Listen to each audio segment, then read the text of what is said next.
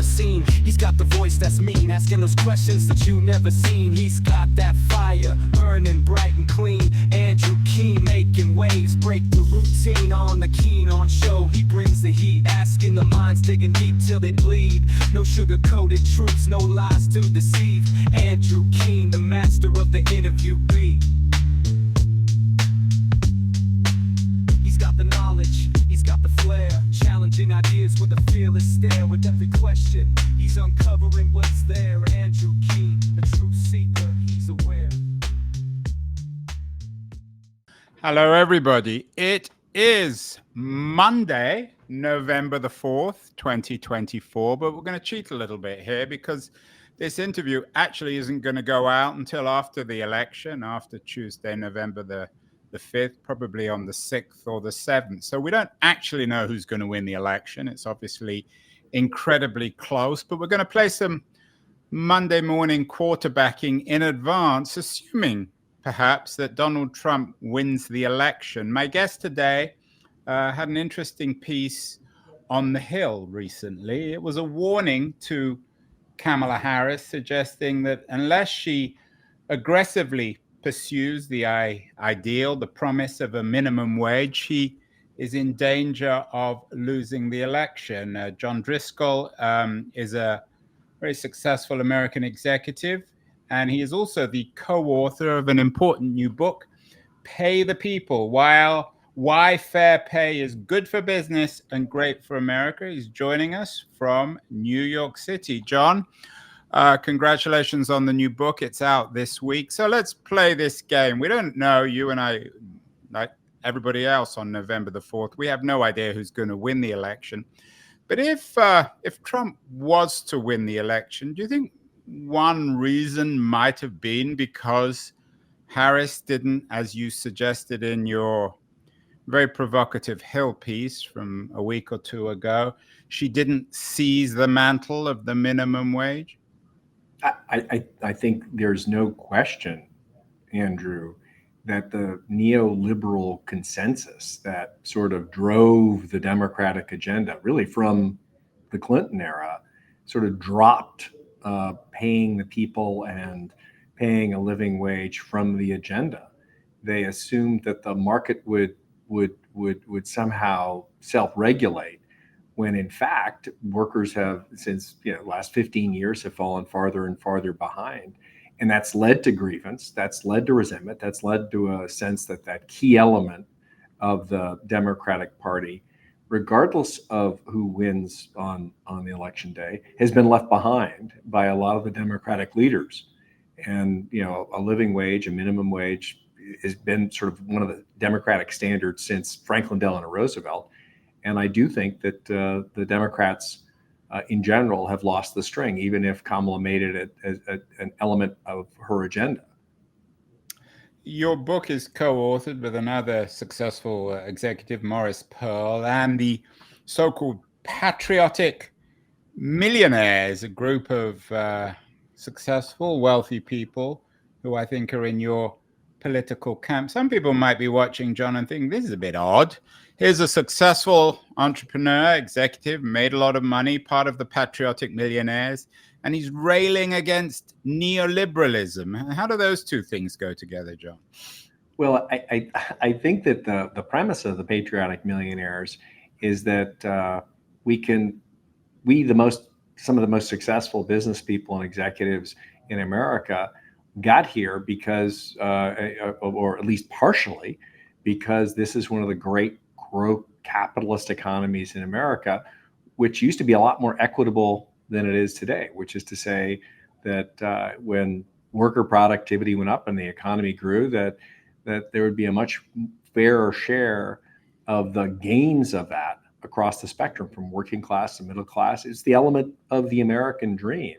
And I think that there's actually a lot of consistency with successful people in America wanting to make sure that the capitalist system is set up so that we can all be successful. I mean, that's the essence of the American dream. And while it may sound inconsistent, actually, I think the Patriotic Millionaires want to invest, have an America that's willing to invest in its people so that we can create more millionaires and frankly create or underwrite the foundation of an American dream where people can wherever they start with a little bit of work, a little bit of luck, can end up in a better place, and their children can live better lives than they do. I mean, that's the essence of why we want to make sure that every hardworking American working a full-time job gets paid a living wage.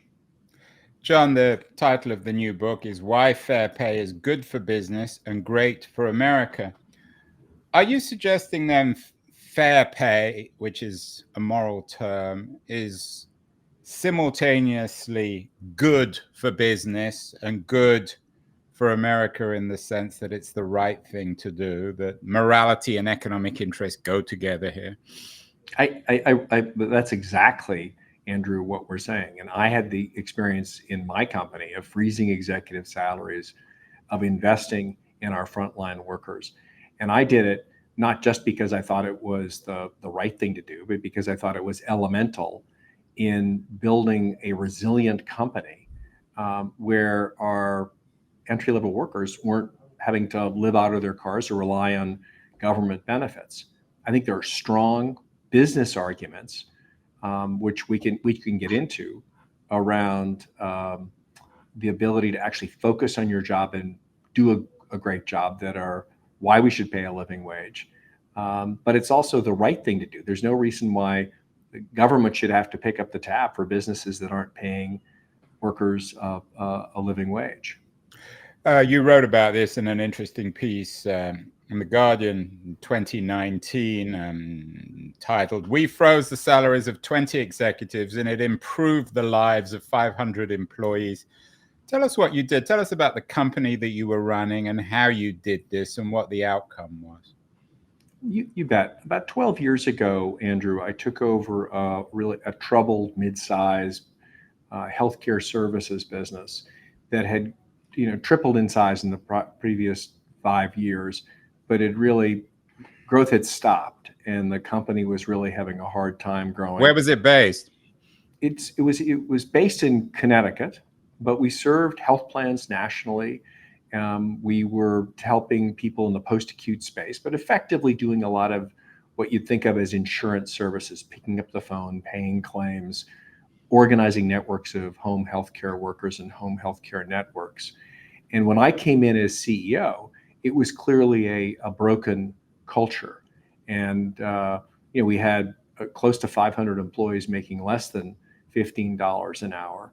And I was looking for ways that we could bring the company together and start to compete successfully. And what was quite clear is that more than a third of the company was paid wages that they were barely surviving on. I received an email from one well-regarded customer service rep who was living out of her car and with her child and looking to get a little bit of an advance on her pay. We had managers who were paying for their team's turkey dinners. And I just found that I really had a hard time believing that our employees could bring their full selves to work if they weren't making a living wage. And so the way we funded it is I convinced my executive team and my extended executive team to freeze their salaries. And we took those salary increases plus a little bit of cost savings and invested it directly in raising the minimum wage to what that time was we thought was a living wage, which was about $15 an hour. And it immediately paid off in business results. In addition to helping people individually, it really helped fuel the turnaround of our company. How did it do that? Was it that your executives became more respected, or that the people who had been on a minimum wage and living out of their cars, they took their work more seriously? I think it starts with the fact that people could actually focus, they could pay their bills and focus on their work. So by paying people a higher wage, we literally cut the turnover rate in our entry-level workers, those people who pick up the phone and pay claims, in half. Very soon after that, we started to see productivity gains. People were actually answering more phone calls. They were paying more claims. And I think that it all came down to the fact that by paying people a living wage, people could focus on their work. They weren't working 2 or even more jobs, and they didn't have that stress of not being able to pay their bills. And I think then that as that momentum started, I definitely think we got a lot more positive feedback and respect to the senior executive team. But it was less about respect, Andrew, than more of a sense that we're all in this together. We're all in this, we're going to take on this challenge together. And I think a lot of our frontline workers, honestly, were shocked that we, senior executives, actually were willing to invest in them. And that gave us a much greater sense of team. So I think dropped stress, reduced turnover, really built a sense of a team. And from that, I think respect followed. You mentioned, I think, FDR earlier, John. Was there a moment in American history where the people were indeed being paid? Are you in some ways nostalgic for the New Deal of America? You mentioned neoliberalism. We've done lots of shows on the history, the rise, and perhaps the fall of neoliberalism. In fact, later this week, I'm doing another show with Gary Gerstle, who the author of an excellent book, The Rise and Fall of Neoliberalism. He's probably the most authoritative historian of neoliberalism. Are you looking backwards or forwards? Was America once, you mentioned this end of the American dream. Was there once an American dream? Was it associated with perhaps companies like Ford and other big American corporations? Andrew, I think it's worth looking at what drove the American engine that made us the most attractive place to work, to live, and to emigrate to in the world. You know, FDR passed the Fair Labor Standards Act in 1938 to establish the minimum wage. And his point was he wanted to move away from starvation wages, literally was that way he described it in 1933. And in many cases, we've returned back to that, to a living wage. And between 1938 and the mid 70s, the productivity of the American economy grew by about 97%. And the average wages, median wages in America, went up by 91%. There was a real alignment between all of the workers' productivity and wages. And yet towards the end of the 70s to the 2015, productivity continues to grow by about 71%, and wages go up by less than 10%. What happened with the neoliberals, starting with Reagan and running through the neoliberal democratic consensus, is when you unhinge productivity from wages, you're going to get, in addition to a sense of unfairness and grievance, you really are pushing particularly non-college educated workers farther and farther away from the opportunity to create an income and a career where their children can do better than they, which is the basis of the American dream. You know, we used to structure it that way. We used to pay for it.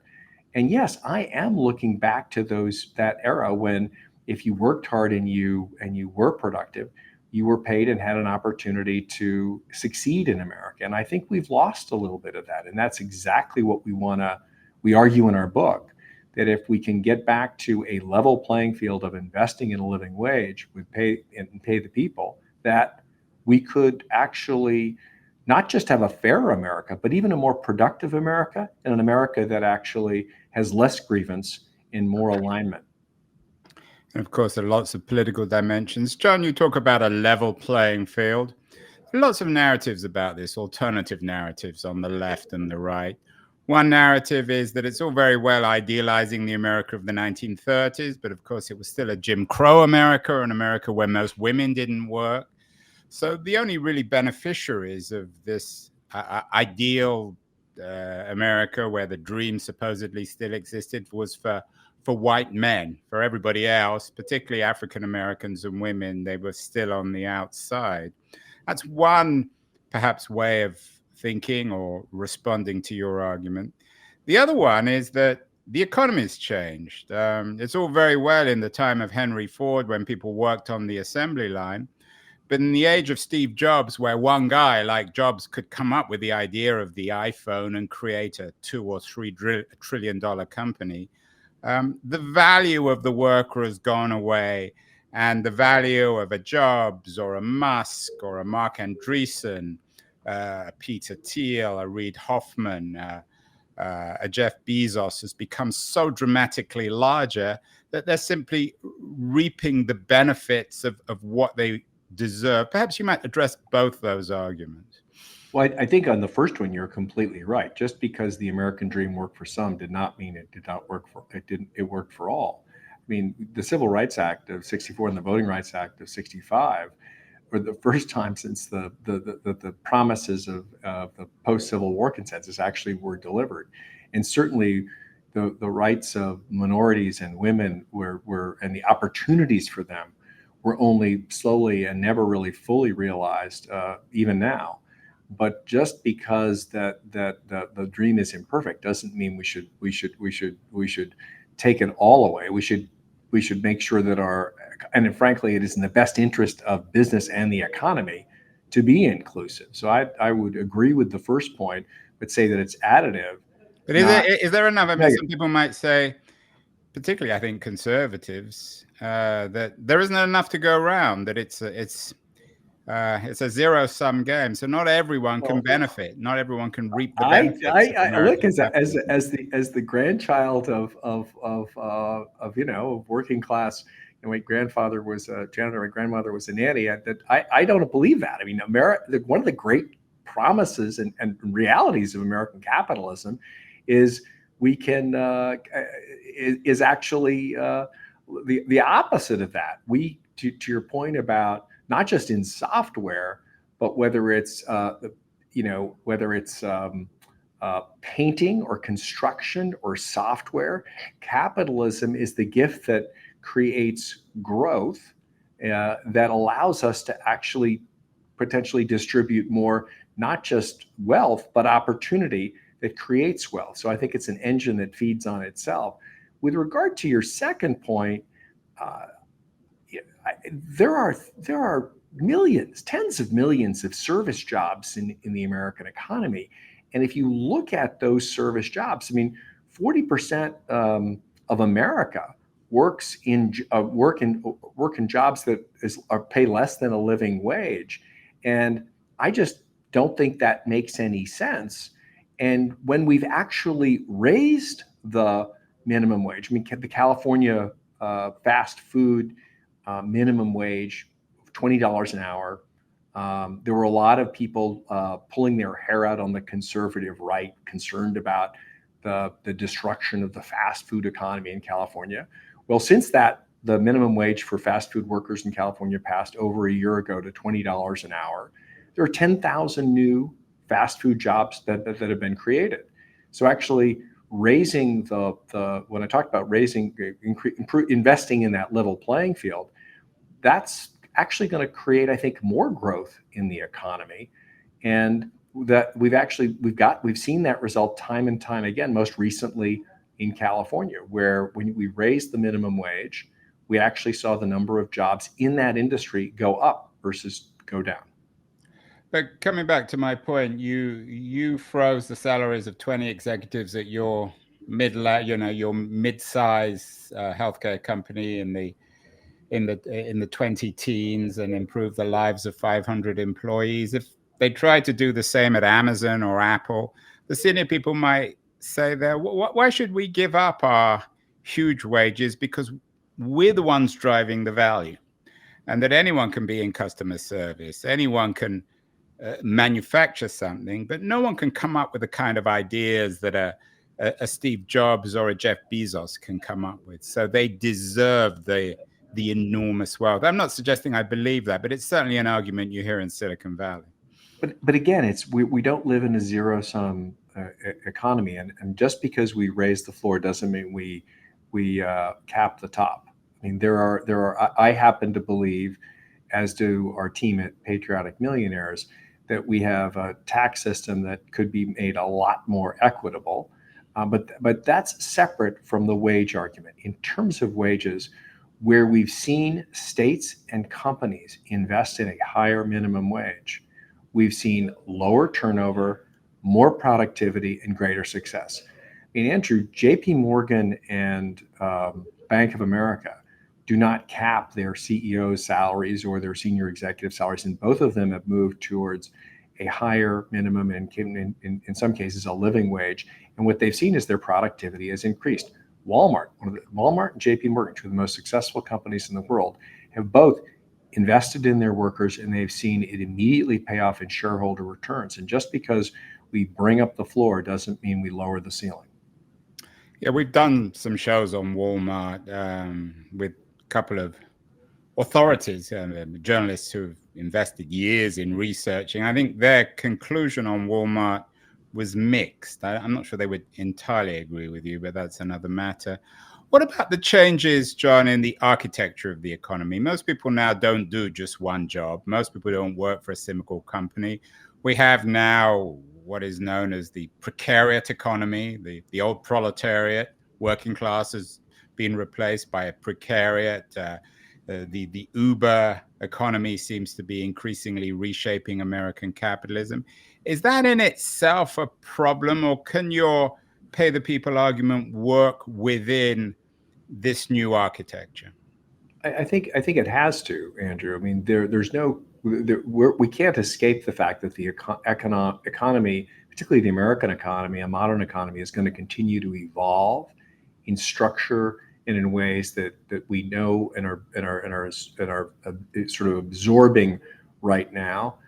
But none of that should take away from the fact that we should have a base standard where people who work a full-time job we shouldn't tolerate starvation wages. When we allow businesses to pay less than a living wage, what happens is that the taxpayer picks up the bill.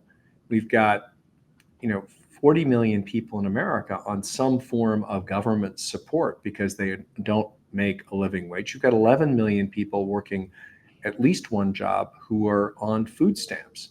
And so when we don't actually have a level playing field and enforce that at improving the minimum wage to a living wage, what happens is taxpayers are subsidizing businesses that are paying poverty or what FDR would have referred to as starvation wages.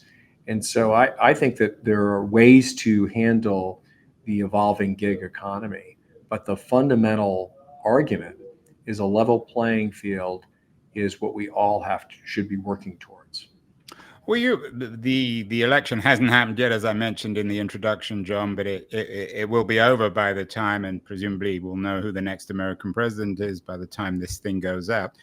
Have you been disappointed with this campaign in the sense that neither Harris nor Trump really addresses these major issues? Andrew, it's been heartbreaking for me because I think a lot of the grievance that drives the working class embrace of Trump comes from the notion that we haven't paid the people, that people don't think the system is fair, and that working class people who are making less than a living wage feel like they're running faster and faster up a down escalator of the American economy. And I think that even though the Democrats have historically embraced it, are generally for it, look, they've been in power and haven't passed an increase in the minimum wage in the last 15 years. Even 15 years ago, the purchasing power was in 2009 was considerably less than it was when it peaked, the minimum wage in purchasing power in 1968. Both parties have let down kind of entry-level workers in America, and both parties are going to have to atone for that. We can fix it, but we have to see it as an urgent issue of people not feeling the system is fair when we aren't paying a living wage. In your excellent Hill piece, you talk about Trump's visit to a McDonald's in Pennsylvania, which I think to many people appeared very gimmicky, but was in its own way clever and fitted in with his argument of doing away with taxes on overtime. what do you make of that? I mean, in a sense, I'm guessing, I mean, you might have a degree of sympathy with that, but why is this issue approached in such a gimmicky, populist way, as opposed to actually discussing it in the responsible, serious manner that you're doing and your patriotic millionaires are doing? Well, I think I'm not going to get into the gimmick aspect, but let's start with the notion that President Trump didn't even support the enforcement of Hopefully, overtime rules. ex-President Trump. Ex-President Trump. We don't know, John, yet. But We when may he was give an president, ex-president. he didn't even enforce the overtime laws. So he's not. He didn't even support the pay that he wants to reduce the taxes on. So it's even a gimmick on a gimmick. But let me just leave it at the notion that I think that both parties should agree on paying McDonald's workers enough so they can afford to buy their own French fries. But rather than be served by the don. But coming back to the issue of and this gimmick of somehow taxes being bad, that's not what you're arguing in Pay the People. You're simply saying raise wages and everyone should still pay taxes. The way that Trump and even Harris now is presenting it is that the government has a moral obligation not to take taxes out of people's income, which, as you're arguing, is counterproductive. And it's only the poor, the working poor, who are going to be harmed by this ultimately. Well, tax policy is an entirely different. But as Warren Buffett pointed out, when his secretary is paying a higher percentage of taxes than one of the richest men in the world is, we've got a tax system that's out of whack. But I think that since the Reagan administration, Andrew, people have had the cheap grift of promising tax reduction without focusing on how we actually pay people more. People care about how much money they're putting in their pockets. That's why the popularity of the minimum wage has won when it's been put on the ballot to raise the minimum wage. In every state that it's been put on the ballot, red state and blue states, it's won because American voters really do care and do understand that if they're paid more, there's more money in their pocket. Unfortunately, the political leadership has fallen in love with what I think is, for too long, with this kind of short-term trade of tax reduction as opposed to long-term investment in wages. And we can talk about what an equitable tax system would look like, but a fair tax system starts with taxing something that you're actually paid that fairly for your work. And when we are not paying for the productivity of the American worker, and we're allowing the minimum wage to drift down, of course, people are going to be voters are going to respond somewhat positively to any discount or opportunity that they've got. But the fundamental problem that people are feeling that drives that need for a tax reduction is desire to put more money in the pocket. The fastest way to do that is to enforce or to sort of sustain and raise and enforce a living wage for all, people who are working a full-time job. It's a surreal quality to American politics and morality when we have a book from senior former executives, Pay the People, while fair pay is good for business and great for America, from the Patriotic Millionaires. And meanwhile, the organizations that should be in the business of paying the people, of representing the working class, unions, are in decline. They've played a role in this election. There are arguments. We've done many shows on labor unions in the US.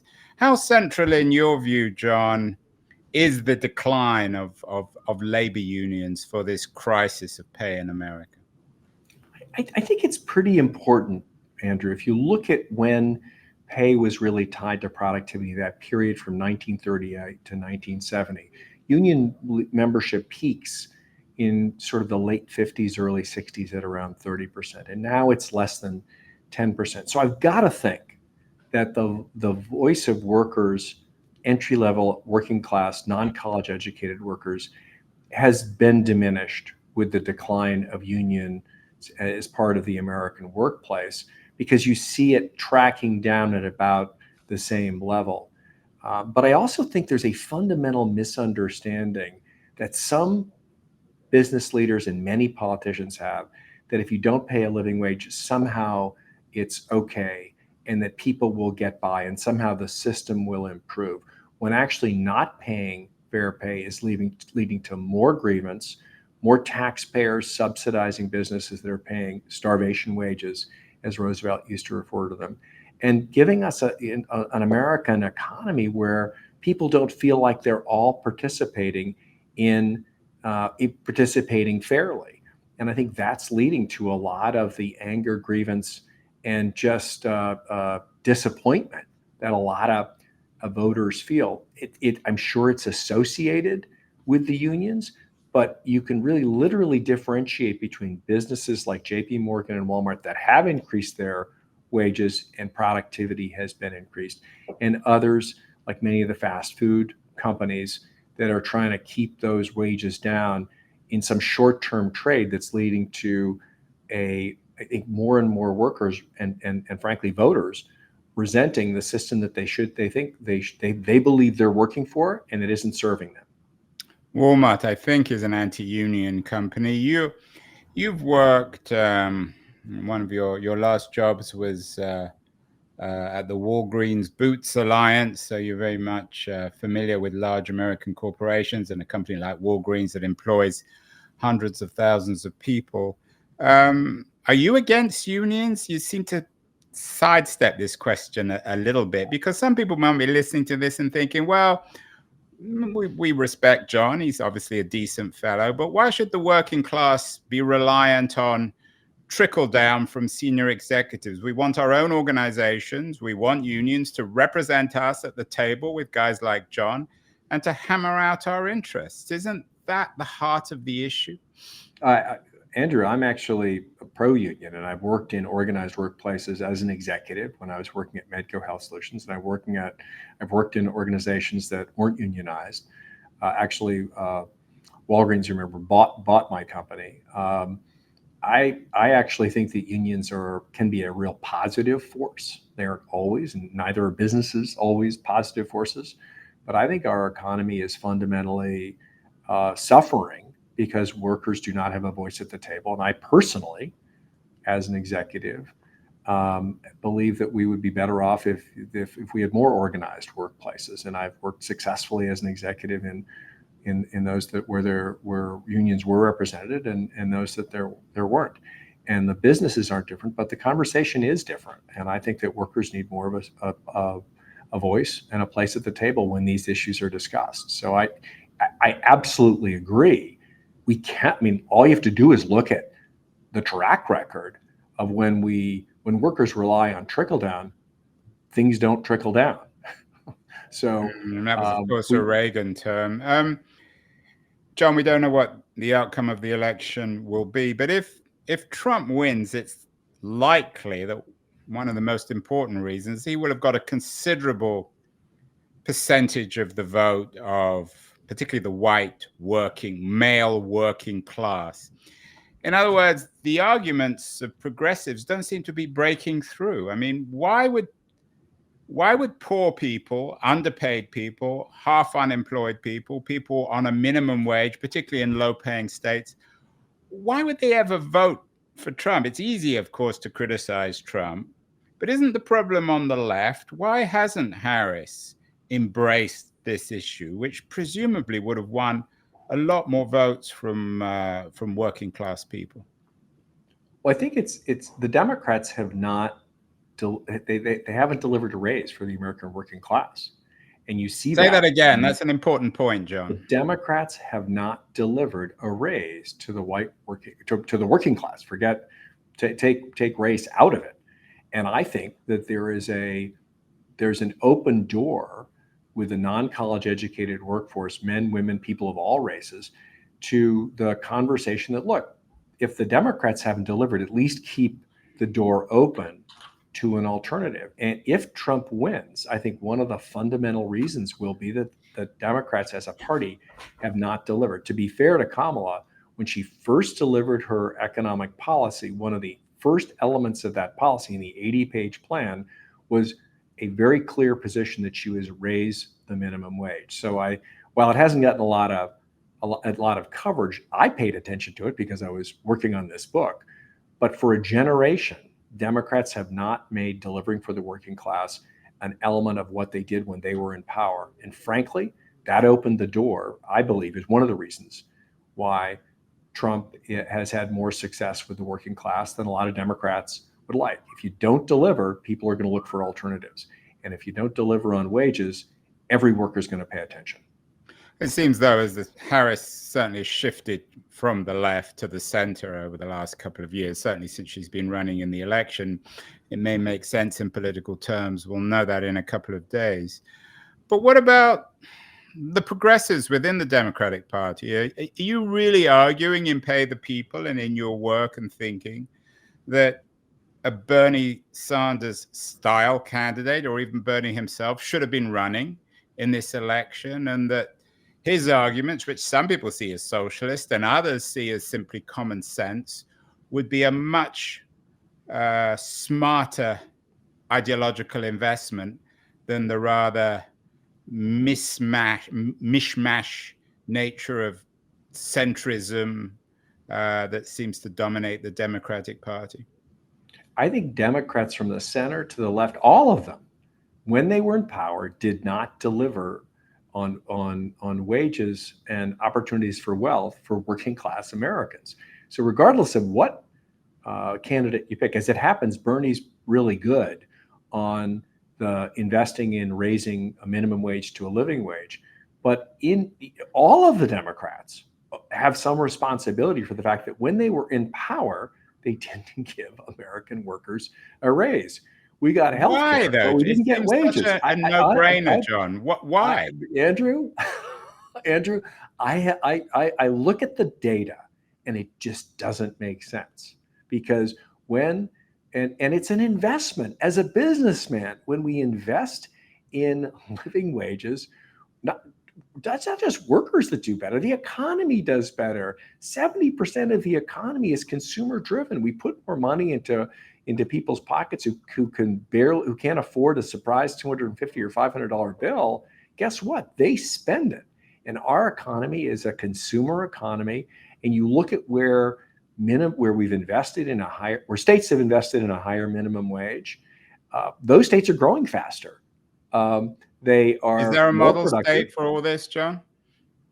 I think the best model I've looked at in terms of a state comparison, Andrew, is when New York State raised its minimum wage, and a Nobel Prize winner economist named Alan Kruger actually did the analysis of hospitality businesses on both sides of the New York-Pennsylvania border. And businesses grew fast. The workers didn't just make more money on the New York border, but those hospitality businesses grew faster and were more successful than businesses that were literally across the street in the other state that were paying less. So we've got plenty of data that shows that when we invest in a higher minimum wage, actually it lifts up the economy. So I think the scores are in. And when you invest in a higher minimum wage, you get a faster growing economy, in addition to one that's more equitable. Final question, John.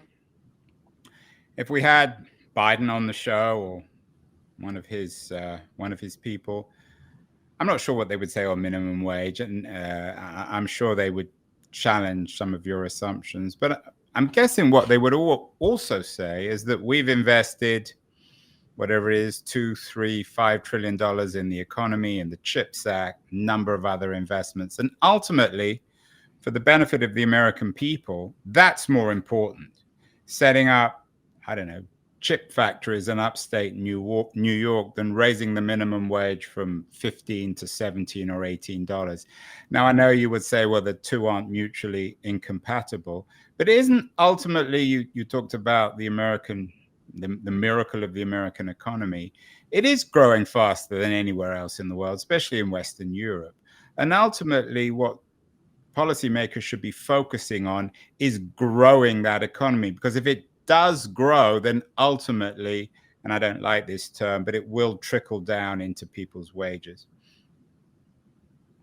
I think that, with all due respect, Andrew, that's a great long-term growth strategy for the economy, and it's not inconsistent short-term to put money in people's pockets and make sure that people are paying a living wage. If you give America a raise today, it'll immediately pay dividends, and that will help you make sure that you've got workers who are trained, rested, and ready to work in that chips factory whenever they're built 5 or 6 years from now. Well, we did some futuristic Monday morning quarterbacking, John. We're talking before the election. This will go out afterwards. Any guesses who's going to win? No guesses at this point. What about you, Andrew?